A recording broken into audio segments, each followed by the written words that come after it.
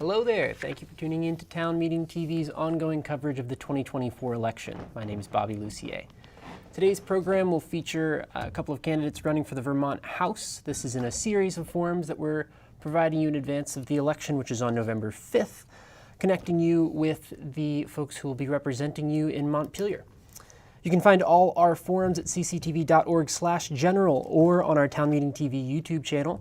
Our coverage is supported by our generous underwriters here at Town Meeting TV. If you're tuning in on YouTube, please click the subscribe button, and you can also find these forums on cctv.org as well, as you can see there.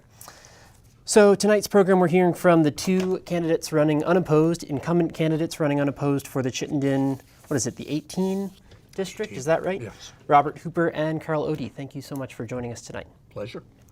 So we've prepared a list of questions for you both that you'll have 90 seconds or so to answer each question. And if you're tuning in live, we welcome your calls at 802-862-3966. You can call in and we will do our best to prioritize your call. We'll screen the call to make sure it's not repeating something we've already asked and to make sure that your question is for both of the candidates here tonight. So with that, let's jump in with opening statements, and we'll start with you, Carol Odie, for Vermont House. Go ahead. Thank you. I'm Carol Odie, and I'm running for re-election after serving the New North End for 8 years, and as a state representative in Montpelier. My husband, Paul, and I raised our 4 children in the New North End, and they all graduated from Burlington High School. After a decade on the Burlington School Board and 6 years on the Vermont State Board of Education, I knew our state education funding formula wasn't fair to all Vermonters, and especially not to Burlington taxpayers and Burlington school children and our schools. So I worked to fix that. There's still work to do. With your support, I'd like to continue to make our state work for every Vermonter.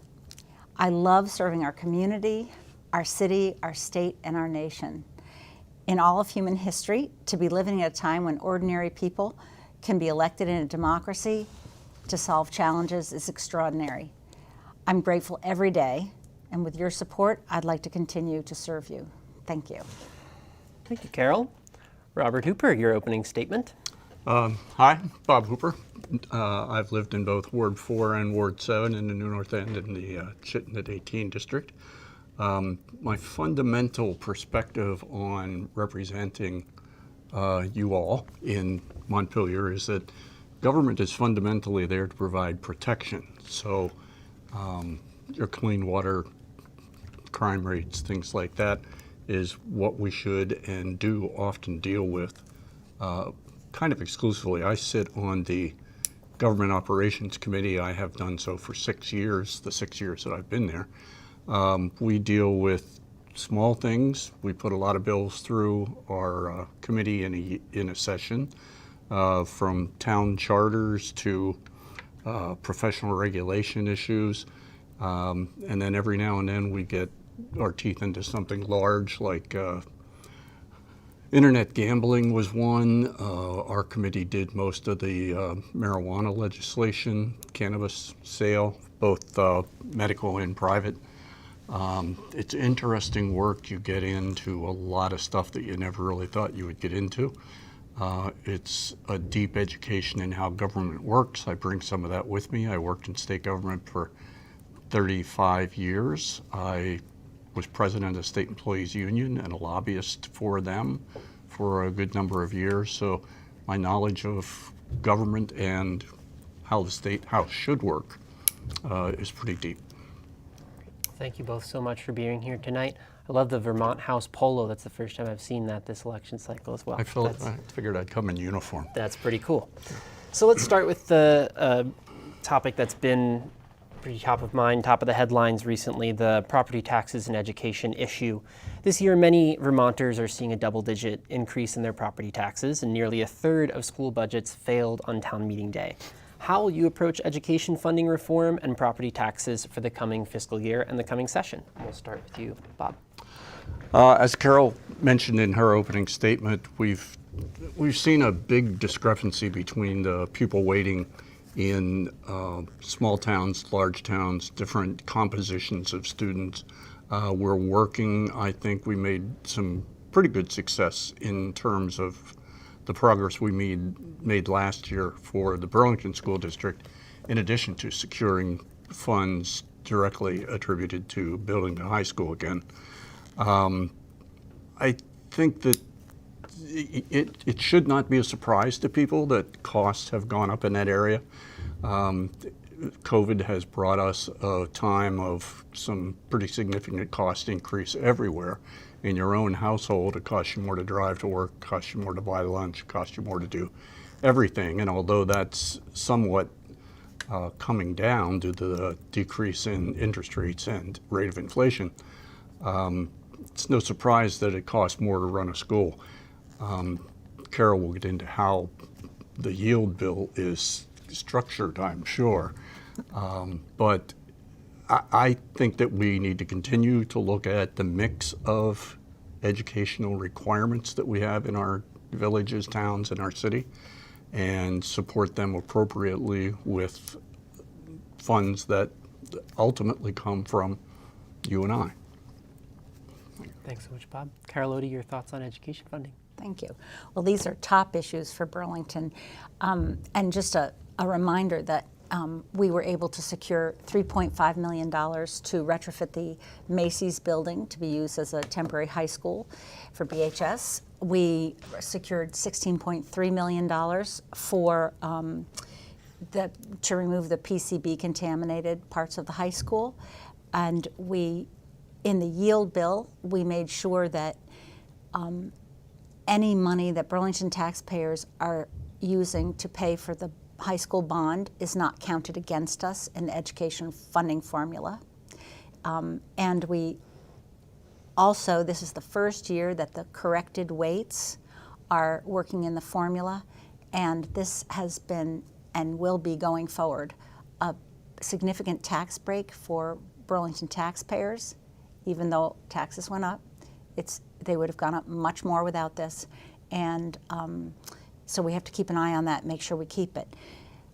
Going forward, we have a Commission on the Future of Public Education, and that will be looking at fulfilling the mandate of the Vermont Supreme Court's decision in Brigham, which is equal educational opportunity for school children, and at the same time being sure that education is more affordable than it is. It is not on a sustainable course right now.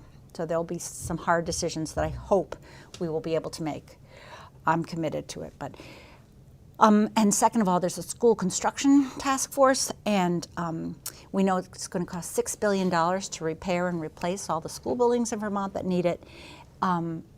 We cannot afford to do that. So we are looking at a model that Rhode Island has, where its mantra is newer and fewer, and we will make some decisions along those lines that are tough also. But I want to be sure to say that Burlington has to be treated fairly in any new school construction formula, getting no less than anyone else has, even though we are starting our construction before a new school construction formula comes in. So we'll all be looking at that. Thank you both so much for your thoughts on that. Let's move on to housing now. This past session, did you want to add something, Bob, or no? No. Okay. This past session, Democrats and progressives in the House proposed spending an additional $100 million per year for 10 years on publicly subsidized affordable housing. But this level of investment was not passed over in the Senate. So the question here, would you support this level of public investment again in this coming session in housing? And we'll start with you, Representative Odie. Thank you. Well, the House did approve this, but it didn't make it through, so I think we're going to have to go back to the drawing board. But here's what the legislature did fund. From March 2020, which is in the pandemic, through June 2023, we invested over $1 billion in of mostly federal stimulus funding in housing, affordable housing, and also to provide emergency housing and support for those without homes. So that now that there's no more federal funding coming down the way, here's what we were able to put in this year's budget for housing. First of all, we passed a law that updated Act 250, so it's going to be easier to build multifamily housing and multi-unit housing, and that's important, while we also protect the environment. And then we spent, for example, $58 million to expand and support emergency shelter and services for unhoused Vermonters, and $19.2 million to develop permanently affordable housing with the Vermont Housing Conservation Board. And the grants go on to tens of millions of dollars to work on this. But this is a problem facing everyone in the country, and it's expensive, more expensive now than it was, and things take time. So this is going to, I just look forward to working on more housing solutions going forward. Bob, your thoughts on housing? Yeah, thanks, Bob. Housing has been, we got an email today that the situation with people that are unhoused is eating at one of our constituents' souls. And it's heart-rending to some degree to see some of the people that are out of the motels now. And you might think that doesn't tie into housing as opposed to the emergency shelter program, but all those things sort of escalate within themselves. We have to look at housing as a stimulus for economic development. Anything that we build, we have usually a mandate that it be affordable housing also, but affordable housing is not always housing that's affordable because it's a math equation as opposed to a economic one. But we have nurses that are coming into the hospital because we can't find nurses that want to come and stay, so we hire people from out of state. We have doctors that come in that can't find a place to live that then go someplace else. The housing crisis is not just limited to the people at the bottom of the escalator. It goes all the way to the top. Well, you touched on that, Bob, and I think we can dig in a little bit more to the emergency shelter question now. Vermont reported 3,295 people experiencing homelessness in 2023, up from just about 1,000 in 2020. And as we speak, the state has rolled back its pandemic or emergency shelter capacity, which is pushing hundreds more Vermonters onto the streets. So how will you approach the need for emergency shelter, specifically in the coming session, and how should the state pay for it? And we'll start with you. Paying for it is always the $64,000 question. A lot of that money is GA money, which is exclusively state money. We had a redirection of course last winter because of public pressure. And I suspect, I know people that have already written to the governor to ask for the session to be opened back up again so that we can deal with it legislatively. Letters that come back basically say we're just going to see what happens from the governor's office. We'll get into a question later about the interplay between the legislature and the governor's office, but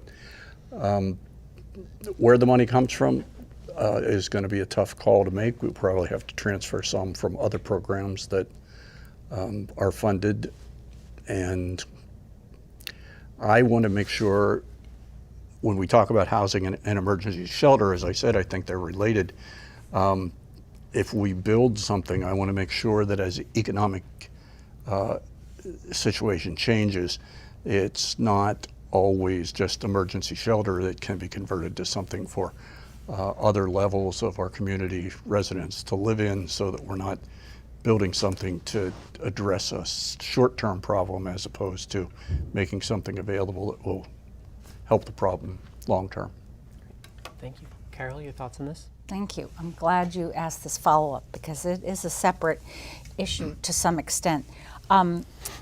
Nationwide, there are people who are homeless, and the crisis is playing out on the streets of our cities.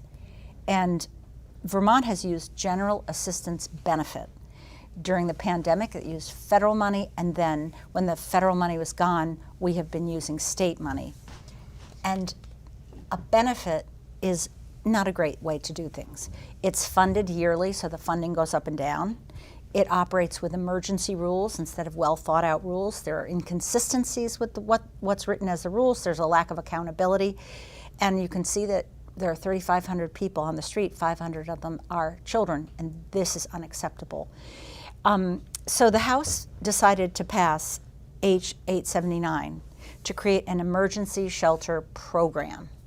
And that failed in the Senate, and instead we ended up only putting some money into the fiscal year 25 budget for this.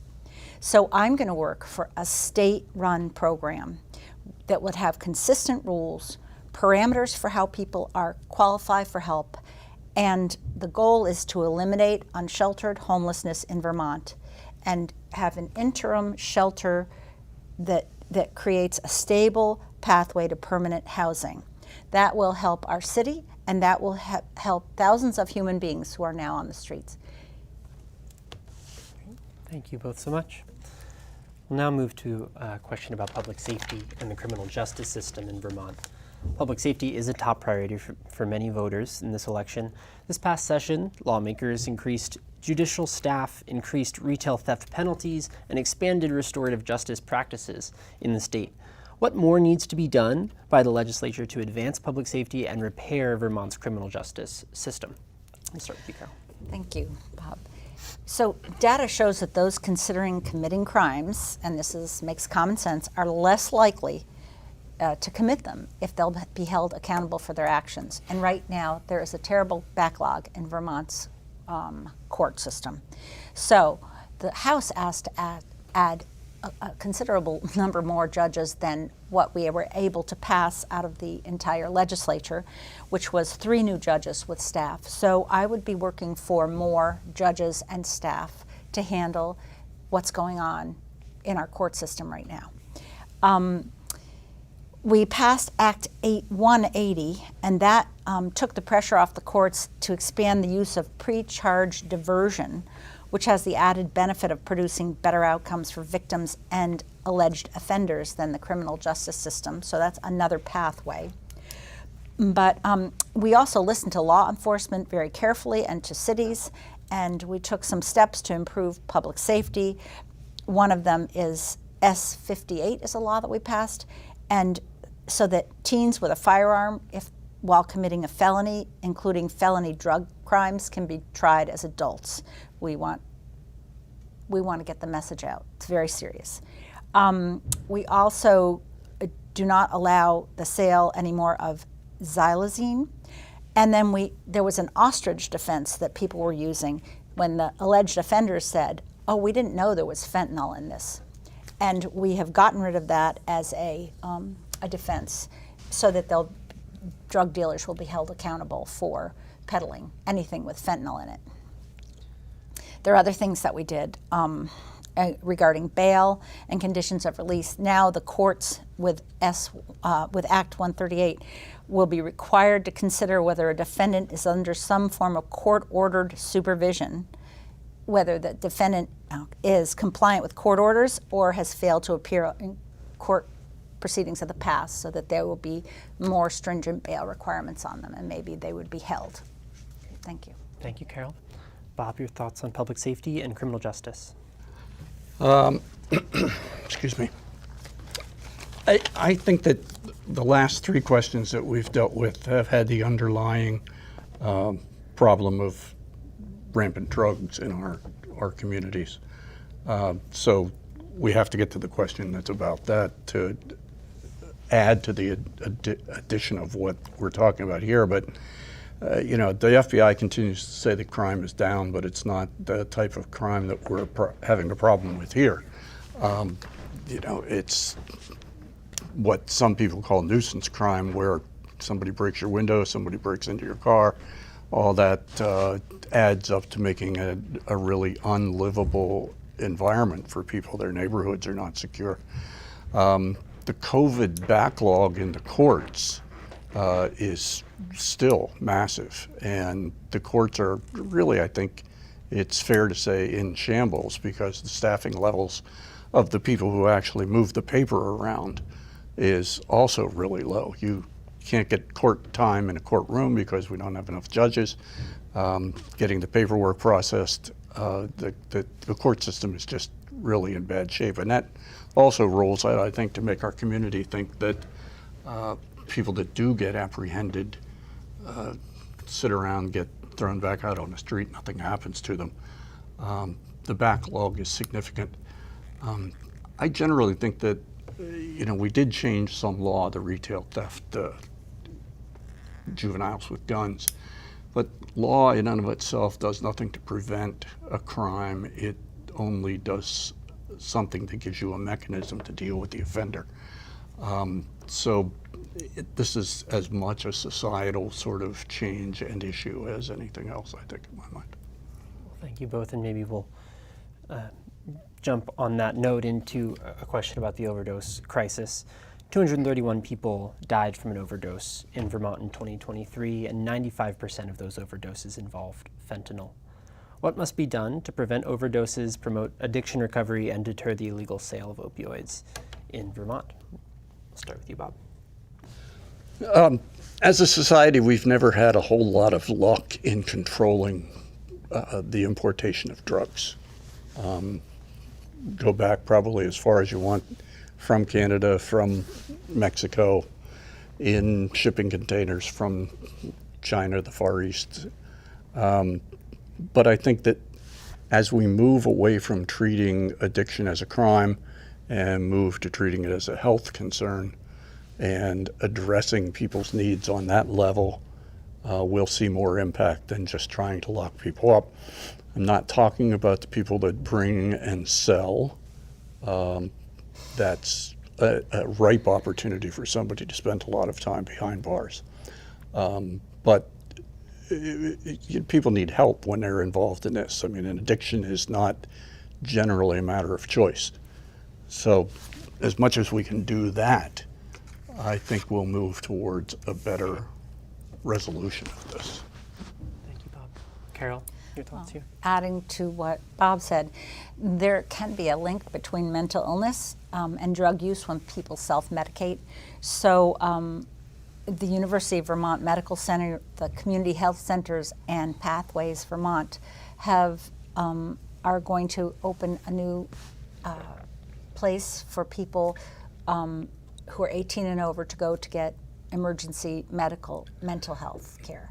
And I'm supportive of that, and that should help those who are 18 and over, and it will get those emergency cases out of the emergency room where they're not cared. It's very hard to provide care, and where hospital employees are simply not safe. So, to deter the illegal sale of opioids and fentanyl, I mentioned several laws already. I will say there's one other, which is if you are dispensing a drug or selling a drug that is a regulated drug and you're not supposed to be, then and death results, it will be easier to convict you of that. So, and I think that covers those questions. Yeah, you'd like to add something? Well, one of the hot button issues was, and still continues to be in town, is the safe injection sites. And that's something I think we're obligated as a society to try. People in other communities have had great results with giving people the opportunity to deal with their addiction, but in a safe environment where they can be saved if they OD. Nobody wants it in their backyard. True, but I think it'll help. Yeah, things to know about that are it's a pilot, Yeah. and if the neighborhoods are safe, and if it is working to save lives and to get people help so that they can stop, the addiction, then we'll probably need to get more funding for the wraparound services for people, because that's where we are probably not. We don't have the full services once you're there. Thank you both for your thoughts on that. We have a call-in question here. I'm going to try and get them on the show here. Let's see. Hello there. You're on live on Town Meeting TV. Can you share your name and where you're calling from? Sure. My name is Robert. Both Bob and Carol know who I am. I live in the New North End, and I'm a big cheerleader for both of them. I was going to ask them one question about something in the future, something very local, and then another one about elections. Anyway, at the bike bridge at the very end of Burlington, the very end of your district, there's some serious erosion going on that the city should know about, the state should know about, and we can't be waiting with it anymore. If we don't do something about this, and it's probably going to cost 6 digits, maybe 7 digits, we're going to eventually lose the bike bridge because it's going to erode around the footings there. It's going to erode all the way into Charlie's Boathouse. And so I just want to remind our representatives of that. And then the other thing I wanted to ask was about elections and about our primary system. And if they think that our open primary that we have, it's not a jungle primary like California or Alaska, but it's our open primary where it turns out that you can be voting for a candidate with one name, but the vote actually ends up becoming for another candidate. It's almost like a proxy vote.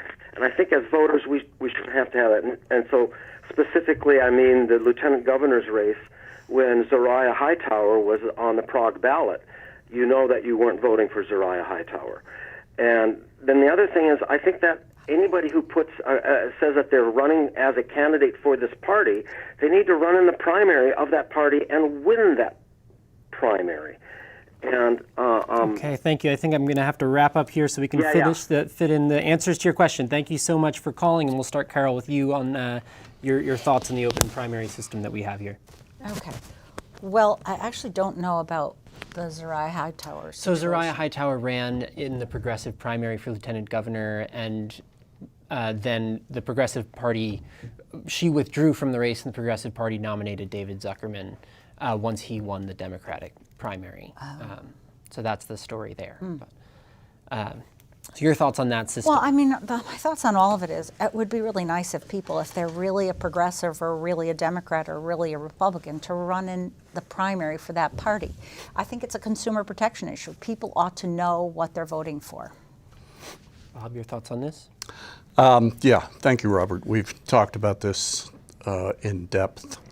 Personally, I think that you're not being truthful with the voter if you're running under a banner of one party, and as soon as you get elected, you take that banner off and throw another one on.